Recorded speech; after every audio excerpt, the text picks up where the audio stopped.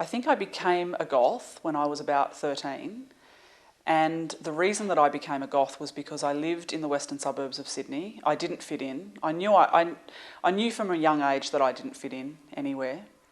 I was into reading Wuthering Heights and other people were into reading Dolly. So you really had no connection with them. You couldn't sit down and say, well, I'm actually reading this really great gothic novel at the moment. And I didn't want to wear the same clothes as everyone else or listen to their music. And when I was about 13, my family were living in an apartment and my bedroom used to look down onto the driveway.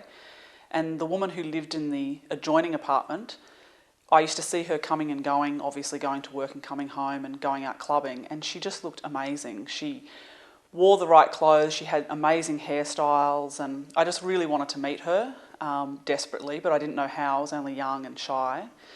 And before I got to meet her, she would play a song called Leave in Silence by Depeche Mode. And the lyrics to it were that you couldn't handle your life anymore and you just wanted to leave. And that's how I felt. I just felt no connection with anything. And I couldn't understand, but this music was the connection. And I would actually physically lean up against the wall to hear her play this particular album. I think the 80s, for a lot of people that were there at the time, was finding out about the different styles of music.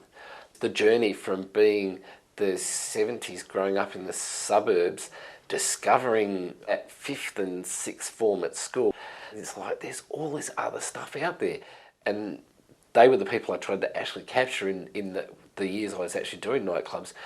Come along, and come on the journey with us. And you might like Depeche Mode. Well, try this. And a lot of those people I'm actually still quite good friends with that came on that sort of journey, the musical journey of discovering that Jimmy Barnes wasn't the only thing that was played. I think in the 80s it was a bunch of people who came together who didn't fit in, people wanting to wear black and enjoy the dark side of life.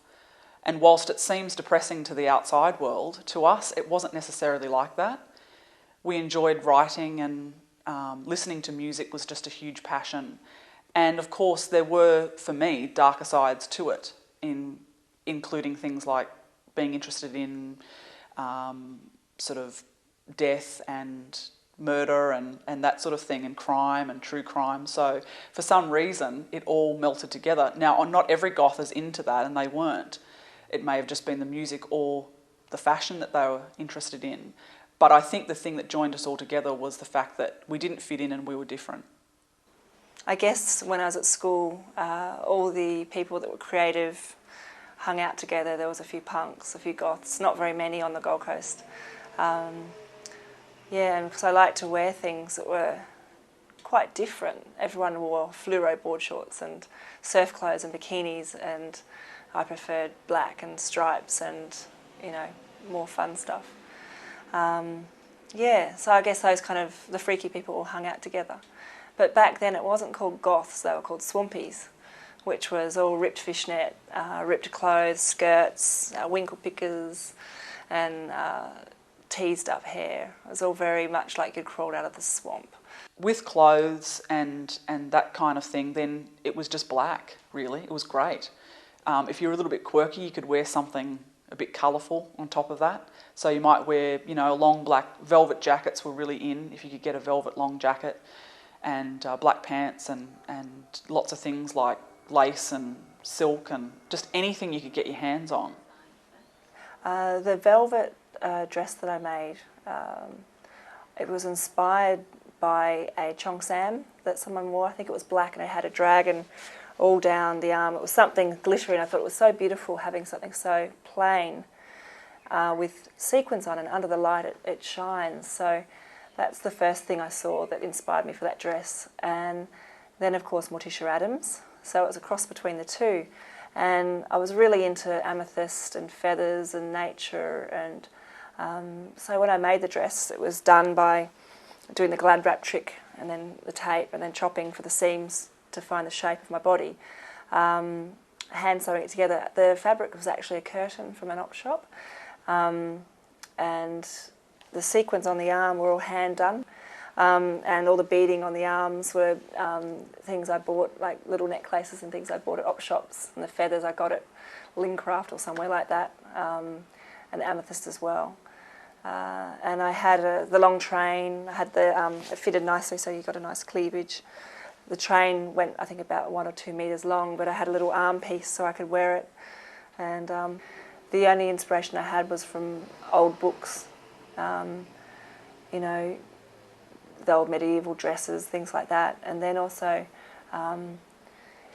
maybe seeing The Young Ones and The Damned on TV, or a CD of Susie and the Banshees. And I don't know, I came up with a lot of styles that I haven't seen anyone else wearing, which is kind of nice because I wasn't corrupted by anything. I got this crucifix at the Easter show in the 80s. This probably only cost me a couple of dollars at the time, but it has stayed with me, and it's quite sentimental now. I take this to every Depeche Mode concert that I ever go to overseas. I think that Goths do identify with a lot of religious symbolism, and when you look at a lot of crosses and crucifixes, they're very much got a Gothic design to them, and I think that that's got a lot to do with why we like that sort of look, that whole thing. I grew up in the western suburbs of Sydney, which did not have any tolerance for anyone who was different. I remember the first time I ever went to Newtown, I just felt when I walked along King Street that I had arrived. I was home. Everybody there was accepting. You could wear whatever you want. Nobody picked on you. Nobody said anything. In fact, you just melted into everybody else. It was very difficult to catch public transport dressed up. So I used to have to take all of my things in a bag and then usually get dressed at a railway station toilets and get your makeup on and all that sort of stuff, which was difficult. And even sometimes just that short trip from, say, Central Station to where you had to go could be quite scary because people would just be staring at you and talking about you and saying nasty things. And I was thinking about it, and the most fun that we would have would be getting ready at someone's house. So we felt safe there. We didn't have to go and get ready in, you know, a toilet block at the railway station. We were able to really relax, play our music up loud, get dressed, and that was more fun than actually getting to the club. But in terms of clubbing, in the early 80s, before there were any goth clubs, we all joined together. So it was gay and rockabilly, mods, punks, goths, everybody all in the same place. And the first places that I started to go, well, the first place that I did go to was the Exchange Hotel on Oxford Street. And I remember going to Propaganda and the Cardoma Cafe. Very different venues. They had a lot of bands at the Cardoma Cafe. But Propaganda was this really dark place that I remember being really frightened to go there because the really cool people went there.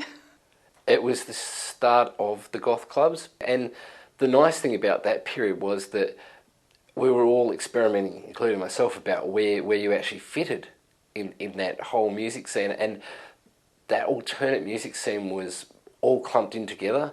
At Propaganda, we definitely played left of centre, and it would cover rock and roll, rockabilly, psychobilly, goth, indie, Australian independent, everything else that other people weren't playing really. And I was always scared that if you got knocked back and you had to stand out the front, if the style enforcer said you couldn't get in, it was the worst possible torture and that you'd just have to go home. And I was always scared thinking, do I look cool enough? Are they going to let me in? And then once I was inside, it was like, oh, I've made it, I'm here, I've done it. And then really enjoying just looking at other people and what they were wearing and then going home and trying to copy it. When I heard that there was going to be a very specific goth club opening up at site at King's Cross in Victoria Street, I was just so excited. I couldn't believe it. I thought it was the best thing that was ever going to happen. The start of Sanctuary was about me meeting up with Wally.